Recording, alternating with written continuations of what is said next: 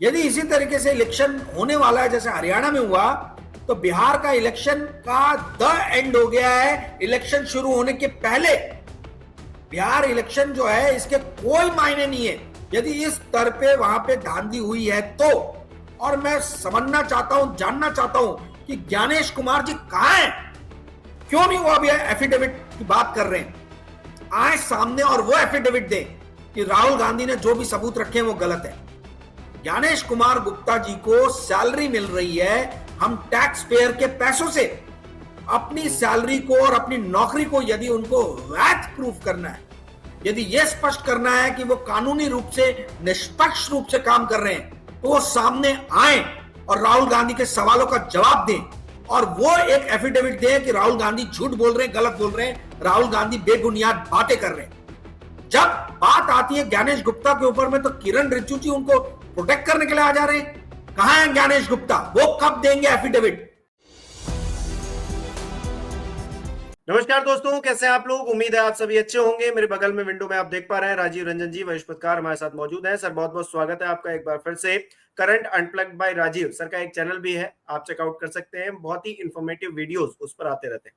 Sir Rahul Gandhi ने आज एक खुलासा किया है और उसे हाइड्रोजन बम बताया जा रहा है। हरियाणा के चुनाव को लेकर जिस तरह से धांधली की गई, 25 लाख वोट इधर से उधर हेराफेरी उनकी हुई है, ये बहुत बड़े आरोप है। और फिर हम देख रहे हैं भारतीय जनता पार्टी के लोग आकर इसे हल्का कर रहे हैं। मतलब राहुल गांधी झूठ बोलते हैं, राहुल गांधी ये करते हैं। राहुल, अरे भाई राहुल गांधी ने अगर कोई आरोप लगाया है, ज्ञानेश गुप्ता जी को जवाब देने दीजिए ना। वकालत करने क्यों बीजेपी वाले बीच में बार बार आ जाते हैं? बीजेपी वाले बीच में इसलिए आ जाते हैं क्योंकि ज्ञानेश गुप्ता जी तो उनकी तरफ से बैटिंग कर रहे हैं। भाई बीजेपी को सत्ता में बनाए रखने के लिए जो है वो पूरी तरीके से निर्वाचन आयोग ऐसा लग रहा है कि काम कर रहा है। जिस तरीके से राहुल गांधी ने सबूत दिखाए हैं और आरोप रखे हैं, देखिए ये 25 लाख 2 करोड़ में यानी 1/8 यानी लगभग 12.5% आपने नकली वोटर्स खड़े कर दिए या असली वोटर्स के नाम हटा दिए, तो इलेक्शन का तो द एंड है। फिर इलेक्शन हुआ ही क्या? 12-12.5% जो है ये मामूली वोट ये नहीं रहता है, वोट शेयर नहीं है, हैवी वोट शेयर है। और मैं आपको हिमांशु जी बता रहा हूं कि मैं खुद चकित था जो महाराष्ट्र में रिजल्ट आए हैं असेंबली इलेक्शन के।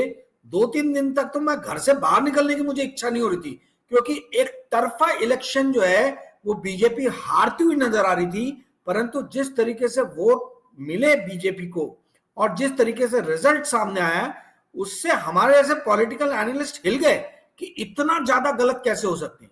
और आज खुलासा जो है वो सामने नजर आ रहा है कि क्यों ऐसा हुआ। आप बताइए, एक ही लेडी, वो भी ब्राजीलियन है मॉडल, वो 22 मतलब अलग अलग नाम से ना जाने कितनी बार वोट कर रही है। ये अपने गणतंत्र के चेहरे पे एक बहुत बड़ा चमेटा है, एक चाटा है। ये जो ज्ञानेश गुप्ता जी सबसे बोल रहे थे कि एफिडेविट दीजिए, एफिडेविट दीजिए, सारे विपक्षी पार्टियों के लीडरों से और खासतौर पे राहुल गांधी से और कांग्रेस से, क्या वो एफिडेविट देने के लिए तैयार हैं क्या कि भाई सारी चीजें ठीक हैं? कहां गायब हो गए ज्ञानेश कुमार गुप्ता जी, क्यों नजर नहीं आ रहे? I am hopeful, I wish कि वो दोबारा एक प्रेस कॉन्फ्रेंस करें और सफाई दें कि भैया कहां गड़बड़ी हुई है। आपके सामने कांग्रेस पूरे सबूत लेके बात कर रही है, आपके सामने राहुल गांधी पूरे सबूत लेके बात कर रहे हैं।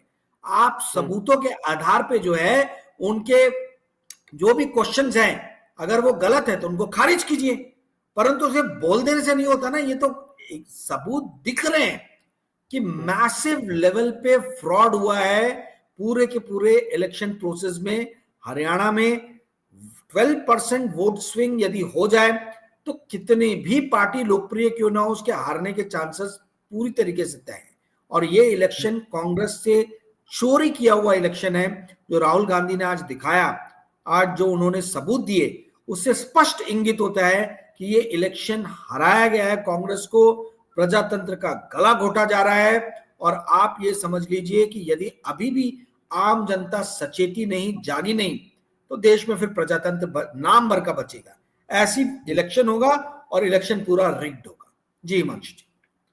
अच्छा राजीव जी, मैं भारतीय जनता पार्टी के जो केंद्रीय मंत्री निकलकर सामने आए, किरण रिजिजू जी, उनका बयान देख रहा था। वो क्या कह रहे हैं, मतलब इतने लो दर्जे की बात, इतनी गिरी हुई गंदी, मतलब गंदी तो नहीं कहूंगा, लेकिन मतलब इस बात का कोई सेंस नहीं बनता। उन्होंने वो बात कही, उन्होंने कहा कि संसद के वक्त राहुल गांधी चुपके से विदेश निकल जाते हैं और उनको प्रेरणा वहीं से मिलती है। प्रेस कॉन्फ्रेंस में विदेशी महिलाओं का जिक्र वो इसीलिए कर रहे थे। अब बताइए, मतलब ये कितनी मतलब बचकानी सी बात है। ये कोई बच्चा समझ जाए 5 साल का कि भाई इतनी डुप्लीकेसी हो रही है, या फिर एक व्यक्ति की फोटो बहुत सारी जगह पर यूज की जा रही है, तो ये सीधे तौर पर लोकतंत्र का गला घोटना है। लेकिन उसको बड़े हल्के तरीके से कि राहुल गांधी तो विदेश चले जाते हैं, और राहुल गांधी विदेश जाते हैं तो विदेशी महिलाओं का जिक्र कर रहे हैं। अरे गजब बात है सर। विचारहीन, व्यर्थ और विषक्त बातें जो हैं वो किरण रिजिजू जी कर रहे हैं। ये न्याय मंत्री है, मेरे ख्याल से लॉ मिनिस्टर है। लॉ मिनिस्टर इस तरीके की बात करेगा तो आप समझ जाइए कि इस देश में क्या लॉ एंड ऑर्डर रह जाएगा। ठीक है, ये इस तरीके की हल्की बातें करना, इस तरीके की खोखली बातें करना, ये स्पष्ट करता है कि भारतीय जनता पार्टी का चाल चरित्र और चेहरा क्या है। इतने गंभीर आरोप लगाए जा रहे हैं विश्व के सबसे बड़े प्रजातंत्र पे, इतने गंभीर आरोप, और आप उन गंभीर आरोपों के जवाब देने के बदले आप विचारहीन, अर्थहीन बात कर रहे हैं। क्या ऐसे विचारहीन, अर्थहीन बातों से आप राहुल गांधी के तर्क संगत बातों को काटेंगे? क्या जो राहुल गांधी ने सबूत दिए हैं उनको ऐसे विचारहीन, अर्थहीन लॉजिक देके जो है, लॉजिक जो कि इलॉजिक है, उसके द्वारा क्या आप उसको काटने का प्रयास करेंगे? ये पूरा का पूरा समय है कि जब इस देश की जनता को ठानना है, समझना है, सोचना है कि क्या ये गणतंत्र का गला नहीं घोटा जा रहा है, क्या ये प्रजातंत्र की हत्या नहीं की जा रही है। ये वोट चोरी का मामला नहीं है हिमांशु जी, ये डकैती का मामला है, ये हत्या का मामला है, ये प्रजातंत्र के बलात्कार का मामला है। ये जिस तरीके से पूरी की पूरी संवैधानिक संस्थाओं को दिखाया जा रहा है कि कितनी लचर है। सुप्रीम कोर्ट देख रहा, सुन रहा, समझ रहा, कुछ नहीं बोल रहा। निर्वाचन आयोग जो है वो तो पूरी के पूरी तरीके से लिप्त नजर आ रहा है। सीबीआई, ईडी, डीआरआई सब गायब है, कहीं कोई नजर नहीं आ रहा है। इससे समझ में आ रहा है कि एक गणतंत्र जो है, एक गणतंत्र कैसे बनता है। मैं आपसे सवाल पूछना चाहता हूं, एक गणतंत्र को गणतंत्र बनाते हैं उस राष्ट्र की संवैधानिक संस्थाएं। यदि उस राष्ट्र की संवैधानिक संस्थाएं कॉम्प्रोमाइज हो जाए, यदि उस राष्ट्र की संवैधानिक संस्थाएं बिक जाए, यदि उस राष्ट्र की संवैधानिक संस्थाओं का चरित्र जो है, नैतिकता जो है, उसका पतन हो जाए, तो राष्ट्र का पतन, राष्ट्र का ह्रास होना तय है, गणतंत्र का ह्रास होना तय है। और यही हमें नजर आ रहा है। मेरे समझ में ये बात नहीं आ रही है। मैं लगभग 2.5 साल से, आप समझ लीजिए हिमांशु जी, एक ही बात बोलता आ रहा हूं कि इस देश के प्रजातंत्र को बचाने की जिम्मेदारी राहुल गांधी की नहीं है। राहुल गांधी अपने वेट से ज्यादा पंच कर रहे हैं, अपने वेट से, अपने स्तर से बहुत ज्यादा ऊंचा जाके लड़ रहे हैं। परंतु ये प्रजातंत्र को बचा के रखने की जिम्मेदारी, ये गणतंत्र की रक्षा की जिम्मेदारी अकेले राहुल गांधी की नहीं है, अकेले कांग्रेस की नहीं है। गणतंत्र की रक्षा की जिम्मेदारी इस देश के संवैधानिक संस्थाओं की है, इस देश के लोगों की है, ये इस देश के मध्यम वर्ग की है जो टीवी देखता है, खाता पीता और सो जाता है। इस देश के युवाओं की है जिनके शरीर में रक्त बहना चाहिए, वायु की तरह जो है उनको स्फूर्तिमान रहना चाहिए।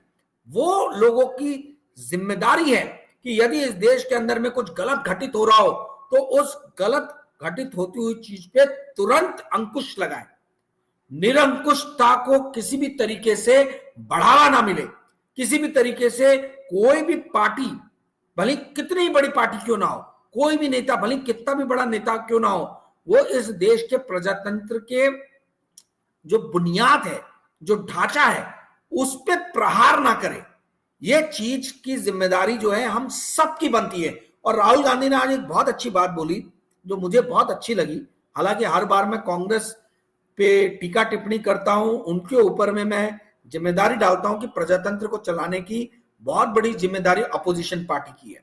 बट आज जिस तरीके का प्रेस कॉन्फ्रेंस राहुल गांधी ने किया, तो कांग्रेस ने अपनी जिम्मेदारियों को बखूबी निभाया, राहुल गांधी ने अपनी जिम्मेदारियों को बखूबी निभाया, और राहुल गांधी की पूरी टीम ने इनको पूरी तरीके से जो है हम लोगों की तरफ से शाबाशी मिलनी चाहिए कि उन्होंने जो काम किया है बहुत ही बेहतरीन और बहुत ही अच्छा काम किया है।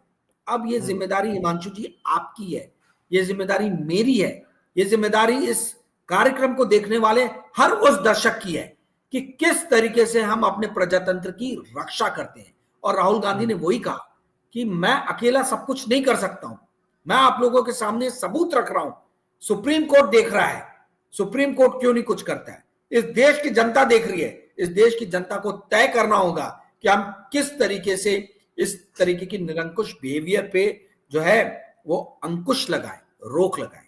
जी हिमांशु जी।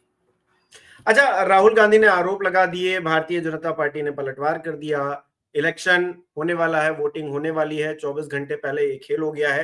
तो क्या बिहार का चुनाव ये तय करेगा कि राहुल गांधी सही बोल रहे हैं या गलत बोल रहे हैं, या फिर इसको तय करने के लिए एक व्यवस्था होगी, जो व्यवस्था पूरी तरीके से ढह गई है? क्योंकि किरण रिजिजू एक बात का जिक्र और कर रहे थे कि हम भी चुनाव हार जाते थे तो हम रोने धोने नहीं आते थे। अब राहुल गांधी ये रो धो रहे हैं या फिर सबूत के साथ, क्योंकि राहुल गांधी ने अपनी प्रेस कॉन्फ्रेंस में कई बार इस बात का जिक्र किया कि वो जो तथ्य वो दे रहे हैं उसको उन्होंने कई बार क्रॉस चेक किया है, उनकी टीम ने वो तथ्य सामने नहीं रखे हैं जो उनके द्वारा वेरीफाइड नहीं है, या फिर वो कोई अजम्पशन नहीं लगा रहे हैं कि हाँ ऐसा हो सकता है। क्योंकि कुछ वोट्स, कुछ 2 लाख 3 लाख वोट वो ऐसे भी बता रहे थे जो शायद फॉर्म 6 और 7 के बिहाफ पे इधर उधर किए गए, लेकिन उसका जिक्र नहीं किया राहुल गांधी ने। राहुल गांधी ने सीधे कहा कि जो फैक्ट्स हमारे पास हैं उनको हमने क्रॉस चेक किया, उसी के बदौलत बोल रहे हैं। अब तो राहुल गांधी रोना लगता है किरण रिजिजू को। देखिए, आपके माध्यम से 4 PM चैनल के माध्यम से मैं भारतीय जनता पार्टी को और खास तौर पे किरण रिजिजू जी को ये स्पष्ट कर देना चाहता हूं कि यदि कांग्रेस इसी तरीके की हरकत करती तो भारतीय जनता पार्टी का कभी उदय ही नहीं होता इस राष्ट्र में। ये जो 2 सीट 1984 में लेके आई थी, 2024 में भी हो सकता है कि ये 2 या 4 ही सीट पे समेट जाती। कांग्रेस पार्टी संविधान में विश्वास करने वाली पार्टी है, कांग्रेस पार्टी संविधान के अनुसार चलने वाली पार्टी है, कांग्रेस पार्टी नियम कानूनों में विश्वास रखने वाली पार्टी है।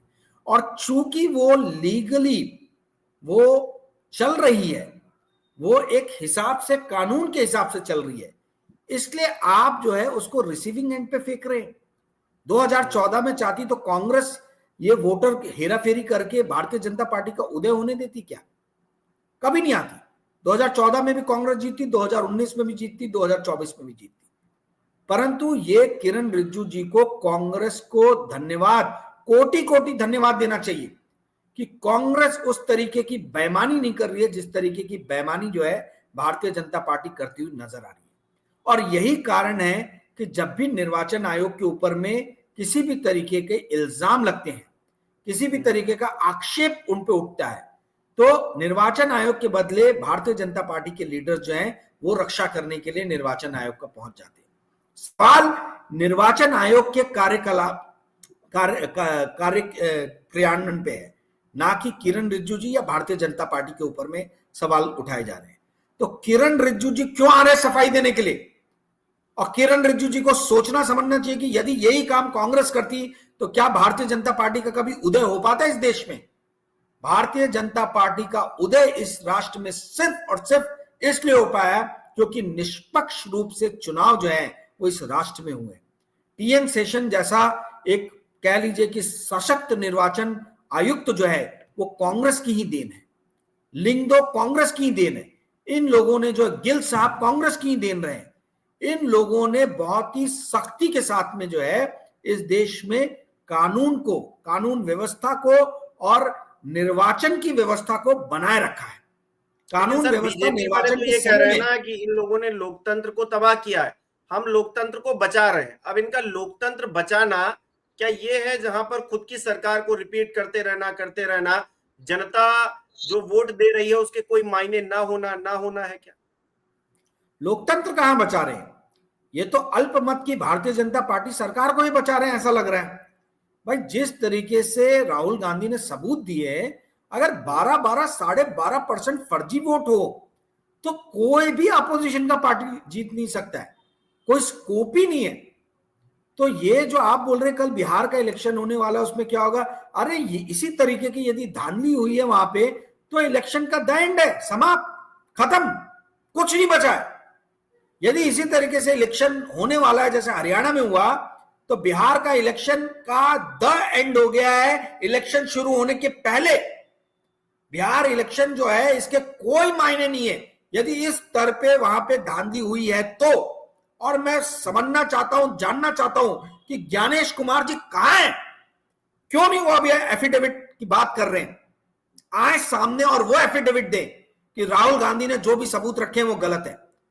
ज्ञानेश कुमार गुप्ता जी को सैलरी मिल रही है, हम टैक्स पेयर के पैसों से अपनी सैलरी को और अपनी नौकरी को यदि उनको वैध प्रूफ करना है, यदि यह स्पष्ट करना है कि वो कानूनी रूप से निष्पक्ष रूप से काम कर रहे हैं, तो वो सामने आए और राहुल गांधी के सवालों का जवाब दें और वो एक एफिडेविट दें कि राहुल गांधी झूठ बोल रहे हैं, गलत बोल रहे हैं, राहुल गांधी बेबुनियाद बातें कर रहे हैं।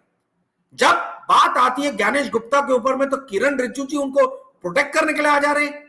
कहां है ज्ञानेश गुप्ता? वो कब देंगे एफिडेविट? ये देश एफिडेविट मांग रहा है ज्ञानेश गुप्ता जी से कि आप आइए और सामने स्पष्ट कीजिए कि राहुल गांधी या विपक्ष जो है वो झूठ बोल रहा है और आप लोग जो है बहुत ही निष्पक्ष और स्पष्ट रूप से चुनाव कर रहे हैं। राहुल गांधी ने तो प्रूफ कर दिया कि ये जो 0 लिख देते हैं आप मकान के आगे और जो बोलते हैं कि भाई ये उन लोगों के एड्रेसेस है जिनका कोई घर नहीं है, वो तो प्रूफ किया कि बड़े बड़े कोठे और बंगले में रहने वाले लोगों के भी मकान के सामने 0 लिख दिया आप लोगों ने, plot number 0, flat number 0।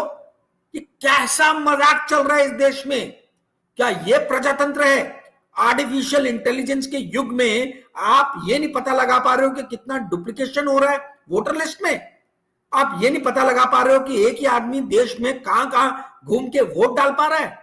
Artificial intelligence के इस युग में जब क्वांटम कंप्यूटिंग और सुपर फास्ट कंप्यूटिंग हो गई है, कंप्यूटिंग जो चीज पहले घंटों घंटों लेती थी अब वो सेकंड्स में होने लगी है, ऐसे युग में ऐसे समय में आप पता नहीं लगा पा रहे हो? लानत है निर्वाचन आयोग के ऊपर में और लानत है ज्ञानेश कुमार गुप्ता जी के ऊपर में कि वो टेक्नोलॉजी का यूज करके अपने कार्यकलापों को ठीक से नहीं कर पा रहे। और वो इसलिए नहीं कर रहे क्योंकि वो नहीं कर सकते, ऐसा नहीं है, वो करना नहीं चाहते, वो करना ही नहीं चाहते। यही कारण है, यदि निर्वाचन आयोग अच्छी तरीके से काम करता, सुचारू रूप से काम करता, तो शायद आज राहुल गांधी को पूरे राष्ट्र के सामने आके इस तरीके की बातें करने की जरूरत ही नहीं पड़ती।